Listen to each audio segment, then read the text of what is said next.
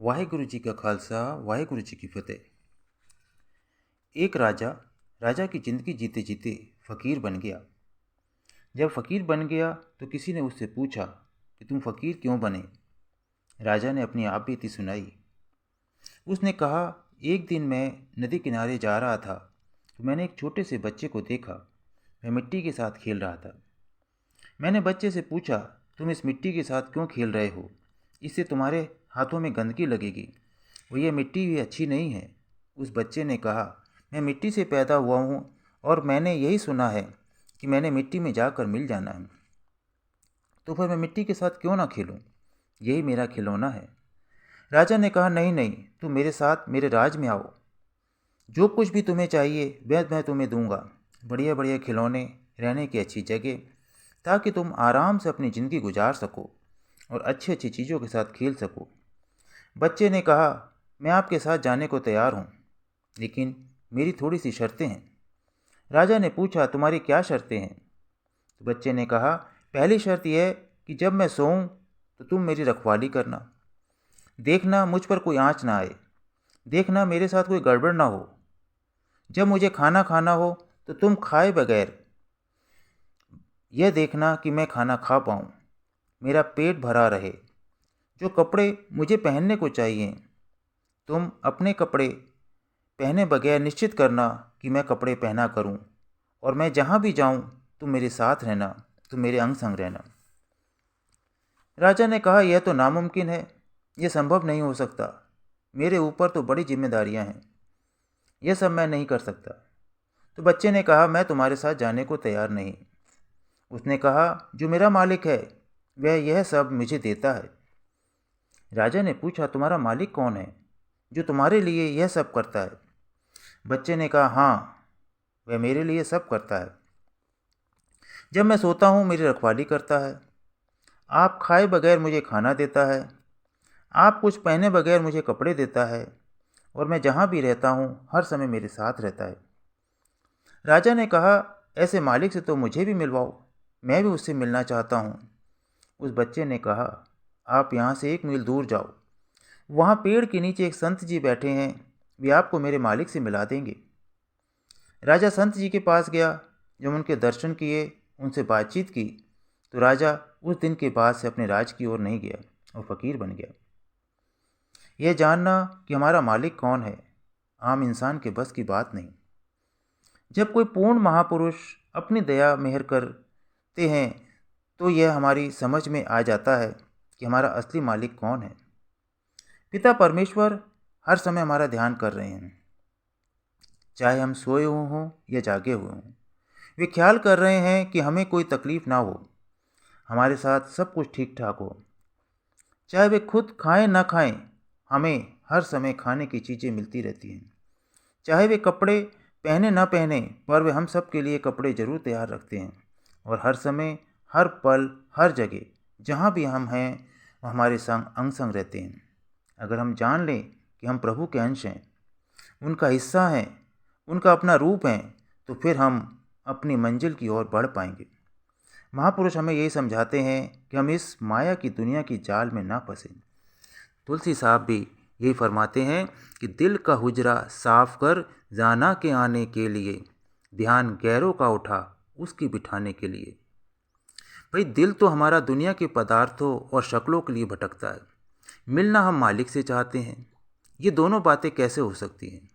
मन तो एक ही है, उसे चाहे दुनिया के प्यार में लगा लें, चाहे मालिक की भक्ति में लगा लें।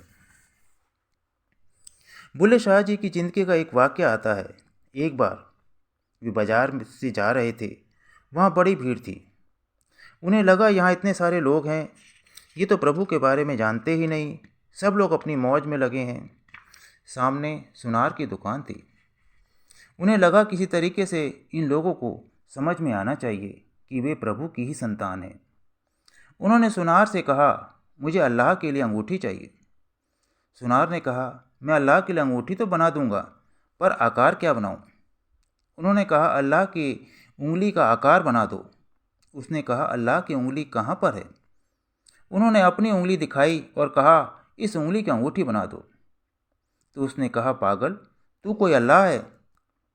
बुल्ले शाह ने कहा, नहीं नहीं, यह जो उंगली है यह अल्लाह की उंगली है। इस आकार की अंगूठी बना दो। सुनार ने कहा, यह तो पागल हो गया, यह अपने आप को खुदा सोचने लगा है, अल्लाह सोचने लगा है। उन्होंने मौलवी जी को बुलवाया, कहा, देखो ये पागल आ गया, कह रहा है मेरी उंगली अल्लाह की उंगली है। तो मौलवी ने कहा, बुल्ले शाह से पूछा, क्या यह खुदा की उंगली है? उन्होंने कहा, हाँ यह खुदा की उंगली है। उन्होंने कहा, यह तो तेरी उंगली है। कहा, नहीं नहीं, मेरी नहीं, यह खुदा की उंगली है। उन्होंने कहा, लगता है इसका दिमाग खराब हो गया है। उन्होंने बुल्ले शाह जी के लिए मृत्युदंड का ऐलान कर दिया और उसकी तैयारी करनी शुरू कर दी कि यह काफिर हो गया है, अपने आप को खुदा कह रहा है, और उसे पकड़ के मस्जिद में ले गए। बुल्ले शाह जी अपनी मस्ती में थे। जब बाजार से जा रहे थे तो वहाँ हाहाकार मच गया। सब लोग मस्जिद की ओर भागने लगे कि देखें क्या होगा।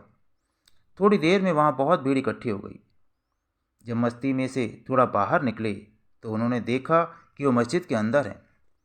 उन्होंने मौलवी जी से पूछा, आप मुझे कहाँ ले आए हो? मौलवी जी ने कहा, यह खुदा का घर है, यह मस्जिद है। बुल्ले शाह जी ने पूछा, यहाँ इतने सारे लोग क्या कर रहे हैं? इतनी भीड़ क्यों लगी है? कौन है ये सब लोग? उन्होंने कहा, ये सब खुदा के बंदे हैं। बुल्ले शाह जी ने पूछा, आप लोग कौन हैं जिन्होंने मुझे यहाँ पकड़ कर रखा हुआ है? कहा, हम भी खुदा के बंदे हैं, हम मौलवी हैं। तो बुल्ले जी ने कहा, मैं कौन हूँ? तो कहा, तुम भी खुदा के बंदे हो। तो उन्होंने पूछा कि ये उंगली किसकी है? ये भी खुदा की हुई, और हंसना शुरू कर दिया। हम लोग बहुत सी बार भूल जाते हैं कि हम कौन हैं। हम यही सोचते हैं कि हम शरीर हैं। हम यही सोचते हैं कि शरीर में जो भूमिका हम निभा रहे हैं हम वही हैं। हम सोचते हैं हम पिता हैं, माता हैं, बच्चे हैं, भाई बहन हैं। हम सोचते हैं कि हम अध्यापक हैं, डॉक्टर हैं, इंजीनियर हैं। पर हम सब भूल जाते हैं कि हम प्रभु की संतान हैं, हम उस खुदा के बंदे हैं। हम एक दूसरे से अलग नहीं हैं। प्रभु कहीं आसमान में नहीं, हम सब के अंदर बस रहे हैं। जब भी महापुरुष धरती पर आते हैं वे हमें यही समझाने के लिए आए हैं कि हमें जाने कि हम कौन हैं। सबसे पहले तो हमें यह जानना है कि हम कौन हैं, उसे ही आत्मज्ञान कहा जाता है। फिर कदम उठते हैं प्रभु को पाने के लिए, जिसे परमात्म ज्ञान कहा जाता है। जब हम इस धरती पर आए हैं तो हम सबका मकसद यही है कि हम असलियत को जानें। हम यह ना भूलें कि प्रभु हम सबके अंदर बैठे हैं। ज़िंदगी फ़कीरी की गुजारें, ऐसी ज़िंदगी जिसमें कि हम ध्यान प्रभु की ओर कर सकें। जो कुछ हमें मिला है यह सब प्रभु की देन है, उन्हीं की देन है। अगर हमारे पास मकान है तो उन्हीं की देन है, अगर हमारे पास कार है तो उन्हीं की देन है, अगर हम अच्छे कपड़े पहने हुए हैं तो ये सब उनकी देन है। यह उन्हीं की देन है कि हमारे घर में बाल बच्चे हैं, उन्हीं की देन है कि बाल बच्चे अच्छा कर रहे हैं। हम यह ना सोचें कि यह सब हमारे करने से हुआ है, यह प्रभु की देन है। उनकी देन को हम रोज़ाना याद करें, उनका शुक्राना करें, और जब हम ऐसी ज़िंदगी जिएंगे तो असलियत हमारे सामने खुलनी शुरू हो जाएगी। हम सब प्रभु को पा सकते हैं। हम सब अपने आप को जान सकते हैं, और सही मानों में यह मानव शरीर इसलिए मिला है कि हम असलियत को जान पाएँ और अपनी मंजिल तक पहुंच पाएँ। वह मंजिल जहां अपनी आत्मा का मिलाप परमात्मा से कराना है। महापुरुष कहते हैं कि भई प्रापत मानुक दे हुरिया, गोविंद मिलन की ए तेरी बरिया। यह मनुष्य जीवन बड़े भागों से मिला है, और यह समय है अपने प्रीतम से मिलने का। आत्मा किसी और योनि में परमात्मा से नहीं मिल सकती। अवर काज तेरे कीते न काम, मिल साध संगत भज केवल नाम। अरे भाई, हम जितने भी कार्य इस संसार में कर रहे हैं ये हमारे किसी काम नहीं आने वाले। जो साध की संगत करेगा, नाम को भजेगा, वह परमात्मा को पा जाएगा। जिन्नी नाम ध्याया गए मुसक्कत घाल, नानक ते मुख उजले केती छुट्टी नाल। जिन्होंने नाम को ध्याया उनका मनुष्य जीवन में आना सफल हो गया। उन्होंने अपने मुख मालिक की दरगाह में उजले कर लिए, और उनके साथ अनेकों जीवों का उद्धार हो गया, और मनुष्य जीवन में आने का उद्देश्य उनका पूरा हो गया। बहुत बहुत शुक्रिया। धन धन सद्गुरु, धन धन सद्गुरु।